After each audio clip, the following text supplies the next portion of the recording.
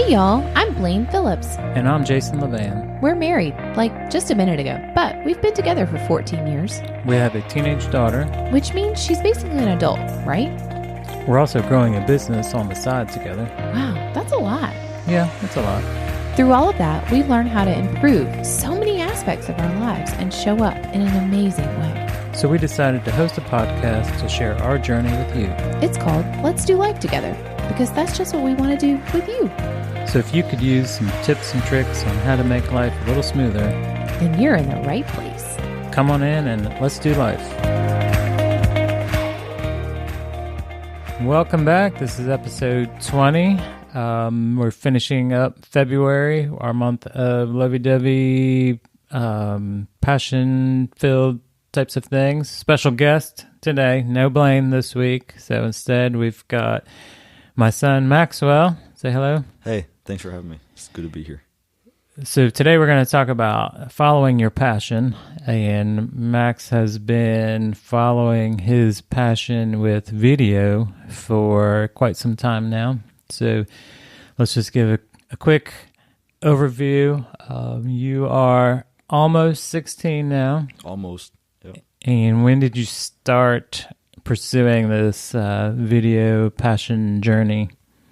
I actually started in 2013. I made my first YouTube channel, and I did basically just claymation and some stop motion stuff that I learned in my art class. And we used iMovie. And I found it really interesting, and I wanted to be creative, and I knew that you could make videos on YouTube.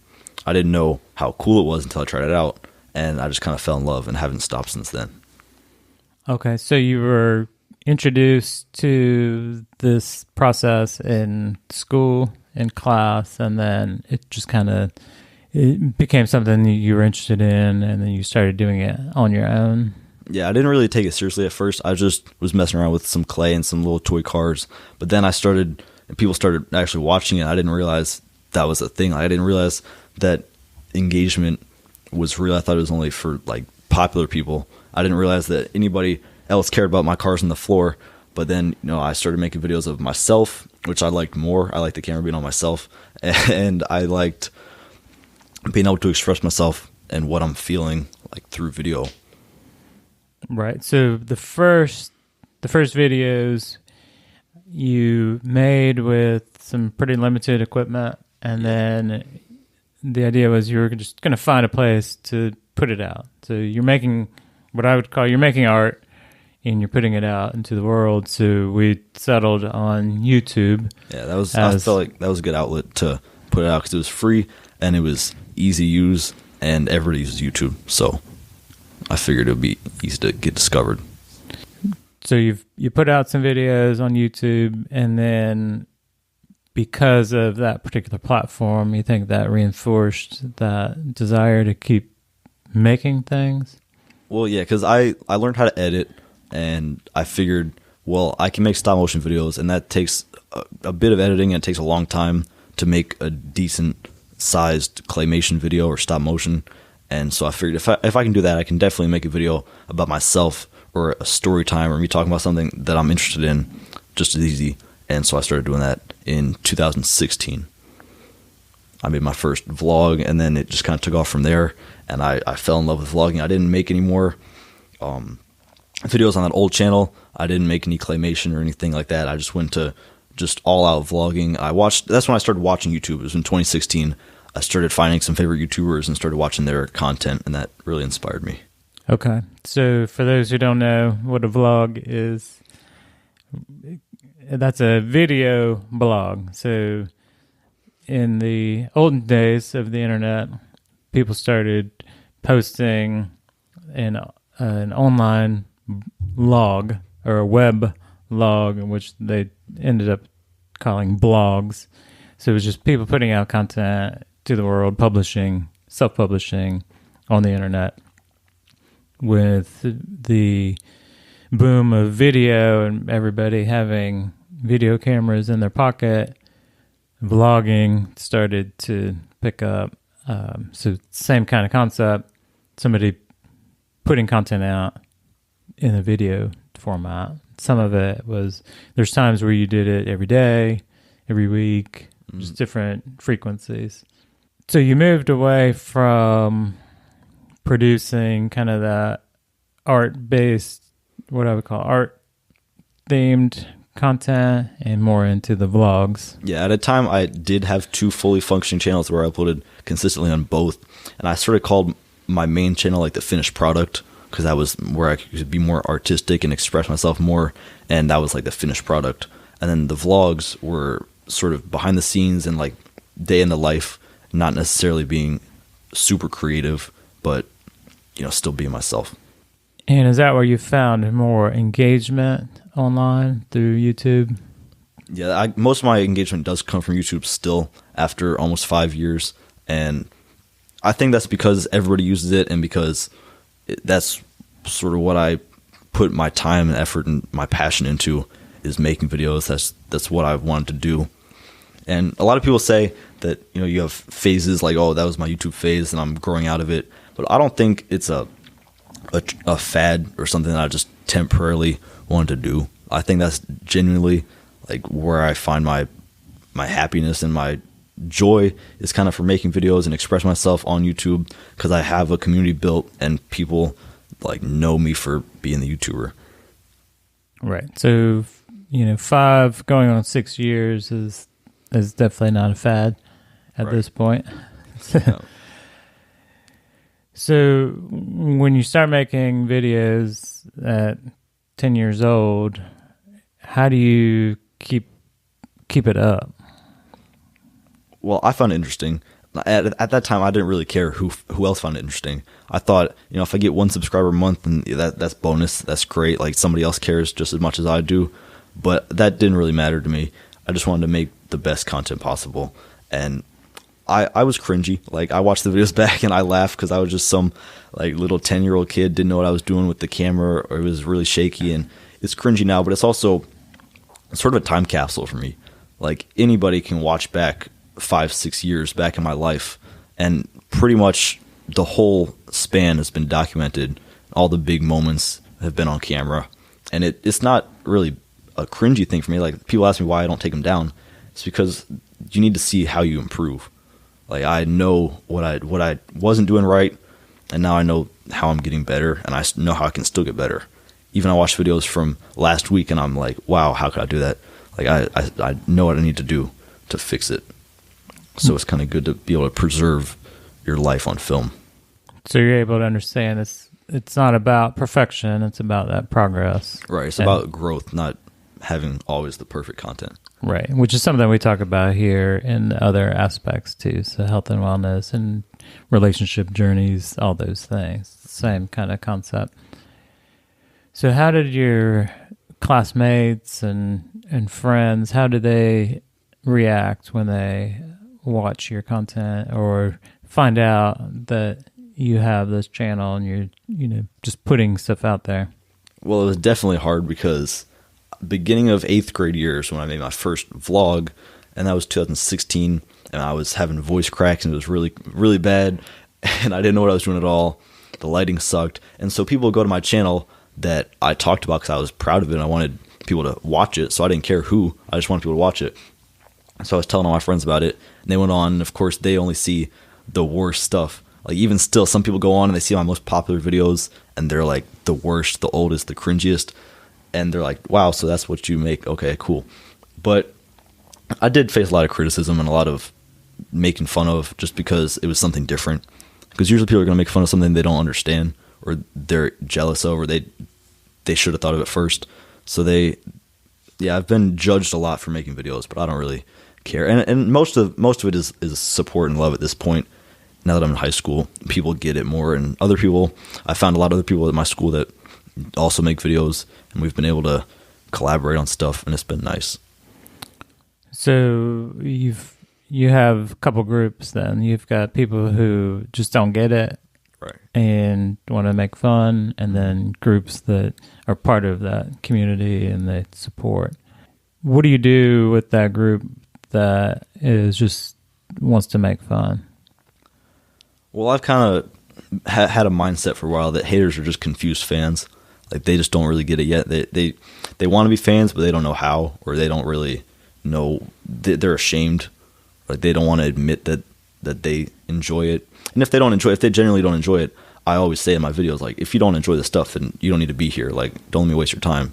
Just don't watch it. But if people are going to still make the effort and, still come and watch the videos as soon as I make them and still talk about them to everybody, then they're just spreading the word, and I don't really mind. So do you make things that you want to make, or do you have in mind what people are going to like?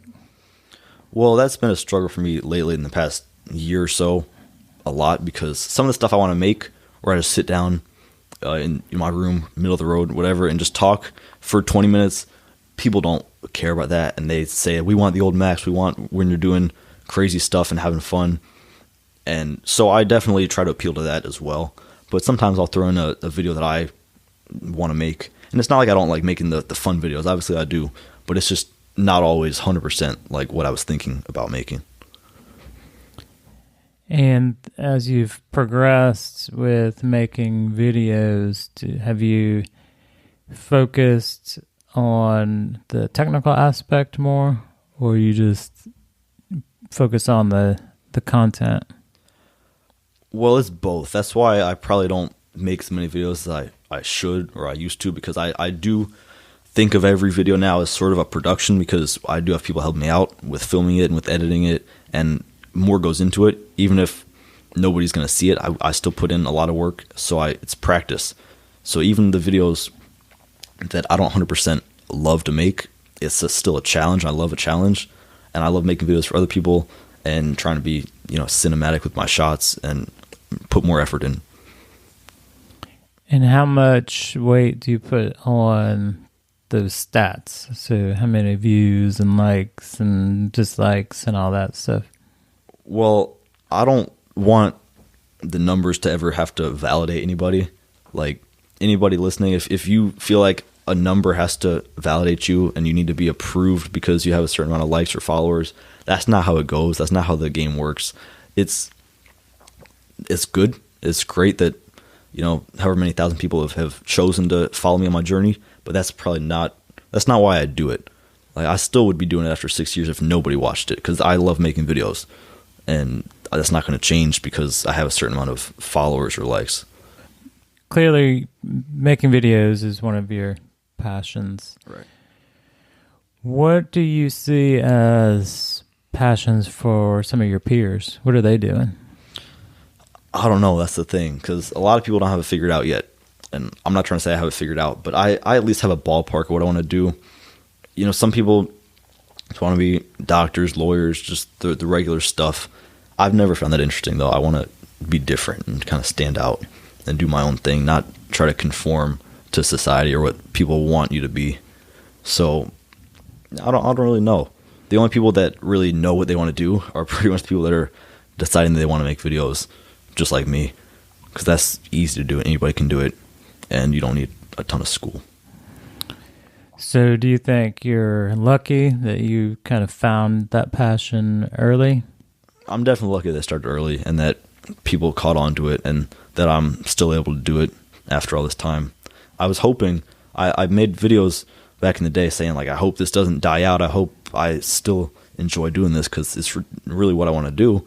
And it's not just, it goes beyond making YouTube videos. Like, I don't 100% want to be a YouTuber when I grow up. I want to make videos, whether it's film or if it's, teaching at film school or doing classes or making movies. I love the idea, and it opens up a lot of doors. So I'm not boxed into just being a YouTuber. It's not like I'm getting in too deep, and that's the only thing I can do. People tell me you need to start thinking of other options because YouTube might not work out for you. I'm not banking on YouTube working out for me. I'm just saying that's sort of like my resume. Like, people can watch my videos and see some skills that I have and what I bring to the table, and that can get you hired. That can get you like jobs doing other stuff. Right. So in this case, your passion is one that you're learning technical skills that you're able to apply to the real world and different jobs. Other people, they might be passionate about a sport and they're learning some leadership or some teamwork that they can then apply. Same thing. They're not necessarily going to go pro at that particular sport, but there's following your passion, you're able, there's got to be some takeaways that you carry on throughout your life.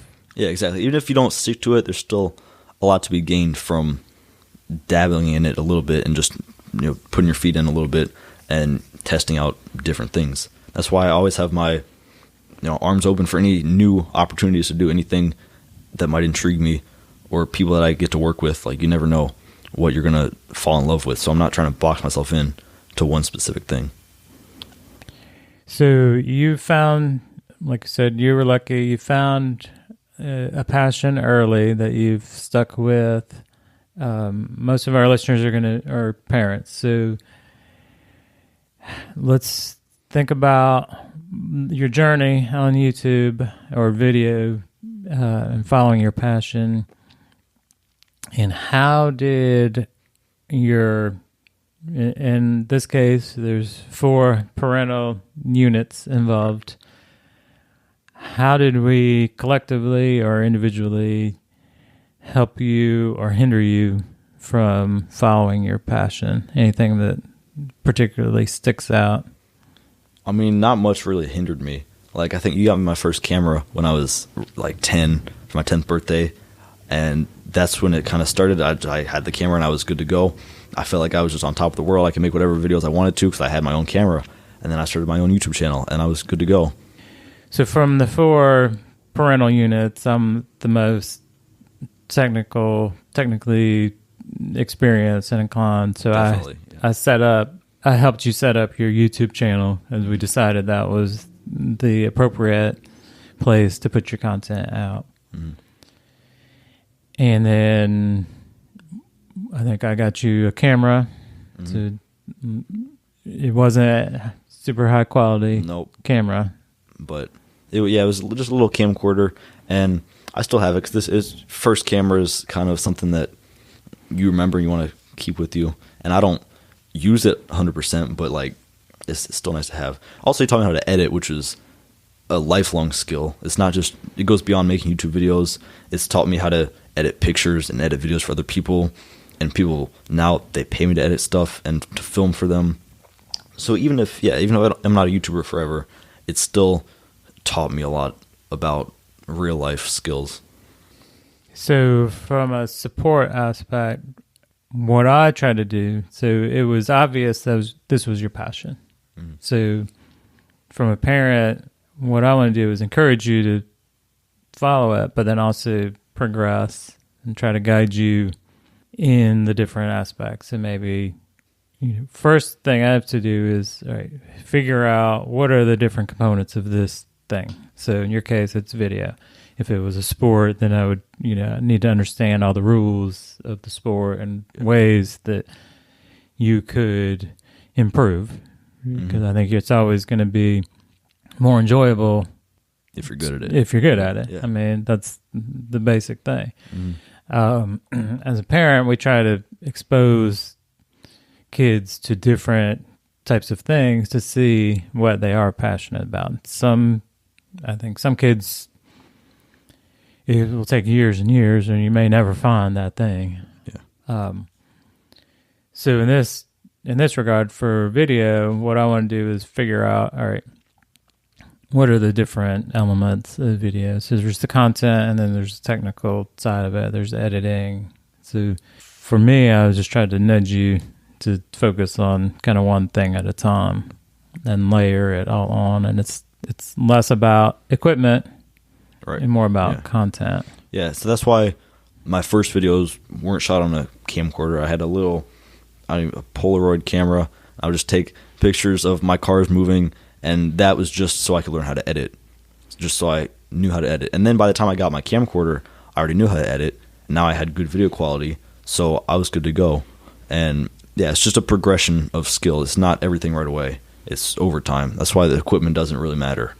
That's why I don't always invest in the most expensive stuff or the best stuff, because it's a good skill to be able to work with what you got. So does anything come to mind, in the past 5 or 6 years where we as parents kind of got in the way or slowed you down, or you felt like we weren't as supportive? You don't have to call anybody out specifically, but yeah. I mean, obviously in the moment, sometimes if I'm not allowed to, use the computer or go out and film somewhere, obviously I'm going to be upset. But in retrospect, I probably spent too much time sometimes with the nitty gritty, like trying to have the best stuff. I could have done the exact same thing, but easier. And you guys are trying to help me out, and it's all good now. So parent hack here is the flip side. If we know what you're passionate about, well, that's the thing that we might need to restrict you from as punishment, or all right, well, that's great that your videos are getting better, but your main job right now is to be a student. So if you're not doing your homework, we have to take away, that thing that you care about, so that will motivate you. Because if you have no passion, you don't care, that's a lot harder for the parents to motivate you. Mm-hmm. So I guess I might have made your job a little bit easier by letting you know what my passion was at age 10. Right. So this video passion came about early. Is there anything, and like kind of what that feels like. So let's talk about that. We can see from a parent perspective, we can see, all right, hey, this kid's really into, X, Y, and Z, or X, So, all right, that's cool. We can encourage that, kind of monitor, keep an eye on it, see if you still like it. With yours, it's more obvious. With sports, they at age 10, you might be into soccer. That's great, and we're going to support it, and we're going to sign you up, and you're going to, register for the next season. I think we have to keep checking in on those types of things and say, all right, do you still want to play? Because kids, I think, can fall into this the same as adults of, well, this is just the thing I do, and just their identity, and they might not really be passionate about it anymore. So you need to keep checking in. But tell me about, so for 5 or 6 years, you carry this passion. How much of it do you carry in your mind every day? Like, do you wake up thinking about making a video, or how much does it occupy your headspace? It takes over a lot of the time. A lot of times something will happen, or I'll see something, or I'll think about something, or read something on the news, and I'm like, I gotta make a video about that. I gotta do that right now. And then I'll go record a video about it and make it right away. Because it consumes me, not in a bad way, but it's just, that's what I love. And if I didn't love it, it wasn't my passion. It was just some fad that I didn't really care about anymore. I wouldn't still be thinking about how to make everything into a video. Do you see in your friends or schoolmates where they spend a lot of time doing some activity and you can tell they're not passionate about it? Yes, because you're talking about earlier about the parents having to check in every now and then with their kid. I have that with myself sometimes. Like, I'll be to the point where it's just like a machine. Like, the people come over, especially over the summer, I've made daily videos. People come over, we do our thing, we film it, we do something stupid, and then we upload it and it's done. And sometimes I'll have to stop and think, like, what am I doing? Like, this is my time. Time is the most valuable thing, pretty much, which is why I'm so appreciative that people spend their time watching my videos. But I'm using my time for something that might not even mean anything later on in my life. Like, sometimes I think, like, am I wasting my teenage years making videos that aren't going to help me at all? And I realize it's what I like to do. So same thing as playing a sport. You like playing the sport, not because you want to go to the NBA or be in the World Cup, but because you like doing it. And so if I do something and I have fun doing it, then it's not a waste of time. Even if it doesn't go viral and make me money, I'm still having fun and I still enjoy it. Are any of your friends kind of pushed by their parents to do things that they're not obviously passionate about? I don't know. Yeah, a lot of kids play sports they don't like doing because their parents make them do it, or a lot of people run cross country that don't like it, or do sports. That's the main thing, and I don't know why their parents make them do it, but it's just something, because they're like, you got to do something, you got to have some activity. And I don't believe in doing something just to do it, just to check the box.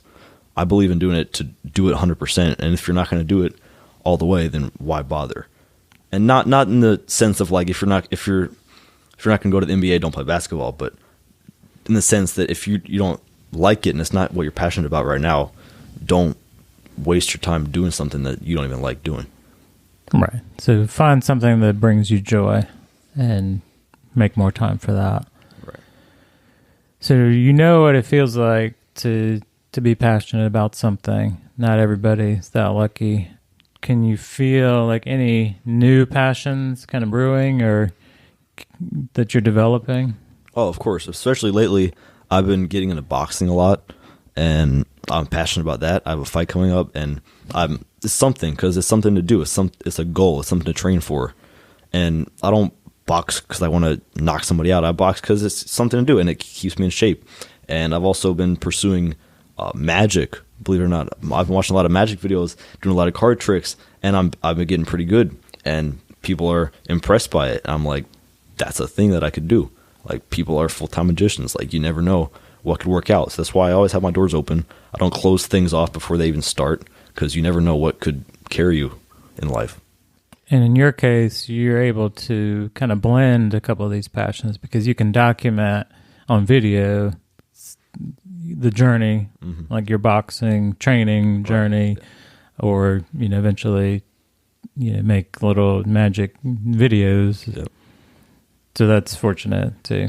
Mm-hmm. And like I said earlier about the time capsule, I can watch back even from 2-3 months ago, me hitting the bag looked like I wasn't even trying, and that was me hitting as hard as I could. And now I'm hitting it, and it looks a little better. And I'll probably hit it in 2 months; it'll look even better. So it's a way to preserve my passions, because I've had other interests that I document before that kind of die out, and so it's I can watch back in 5 years. I can watch my teenage years back and see what I was passionate about at what times, and it's just nice to be able to look back and see what you're interested in. So one thing that came up, so when you started making videos, I was available to help guide you as a mentor. So when you start getting into boxing, how did you learn? What did you do? Well, there was actually a kid in my gym class named Brian, and he was in a separate class, but in the beginning we did our warm-ups in the same room, and he was like in great shape, and he was always flexing for the girls, and he was that guy. So I was like, and people were telling me, dude, he boxes, you should box, because I made a couple mentions in my videos after some YouTubers boxed in August. I was like, hey, I want to box. People watched the video, and they're like, yo, Brian boxes, you should hit him up, you guys should box, or he should train you. And I was like, I don't know, because he's great shape, like good looking dude. I didn't want to mess with him. But then he actually followed me on Instagram, and we started talking, and he was really nice. And now he comes over every week, and we make videos together. We have a series, Saturdays with Brian, and he trains me on boxing. So yeah, and I'll put some links to a variety of the videos in here, so we can go way back and look at the boxing and look at one of the more recent. But so I think the key thing here is you sparked an interest in something. You think, all right, this is something I want to pursue, and instead of just trying to figure it out on your own, you connect with somebody, or you find a mentor that can help kind of fuel the passion. You, like we said earlier, you start to get better, which then it just kind of snowballs. So then it's you get better, you feel better, it's more enjoyable, and I'm more confident about it, and it's not as awkward like filming in public. It's to the point now where I film so much, people get surprised when I don't have a camera on me. They're like, what happened to your camera? Aren't you going to vlog this? Because everybody around me, my whole community is just used to me always being the guy with the camera, and not in a bad way. Like they enjoy it, and I'm lucky. Right. It's part of your identity. Mm-hmm. Okay. So we'll wrap up. What would you say to parents what's a couple tips that they can take away from this to help either identify what their kids' passions are, or how to support them? Well, first of all, I've experienced this, not me, but people I know. Don't shut things out. Don't shut your kid down and say, oh, that's never going to work out, honey. You need to get a real job or find a real thing that's going to set you up. If they want to do something. They want to make videos or play sport. Yeah, they might not make it big or that be their job, but it's something they're passionate about, something they care about.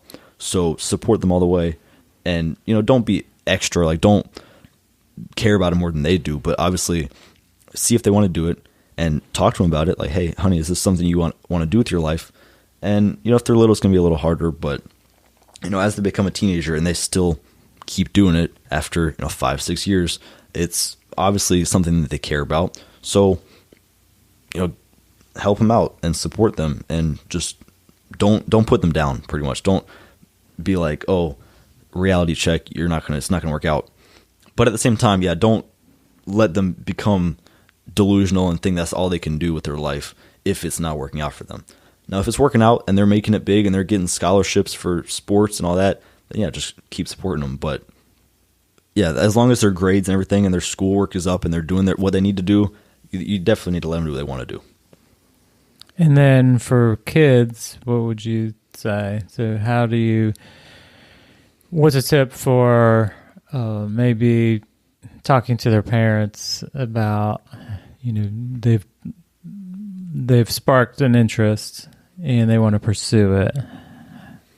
Well, yeah, definitely talk to them. Don't just assume that they understand what you're feeling. Because I've had to have this talk a lot with everybody about, hey, this is something I'm serious about. Like, this isn't just some hobby that I'm trying out. Like, I want to do this with my life. So let's get the support going. Let's do this together. And talks like that help out a lot, because it keeps it real. It's it's a way to tell if your parents are supportive of you or not. Obviously they're supportive of you, but not supportive of your passion maybe. And just talk to them about it. Be like, hey, I care about this a lot. I want to do this. Maybe not with my life, but I want to do this right now. It's something I'm serious about and I want to do. And they'll probably be supportive of you.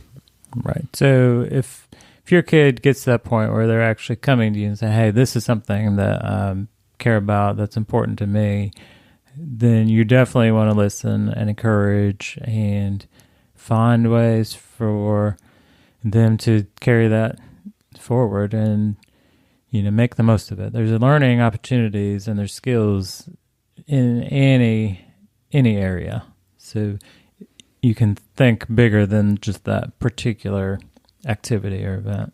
So. Yeah. Well, we'll wrap it up here. Thanks for stopping by. Yeah, no problem. Thanks for having me.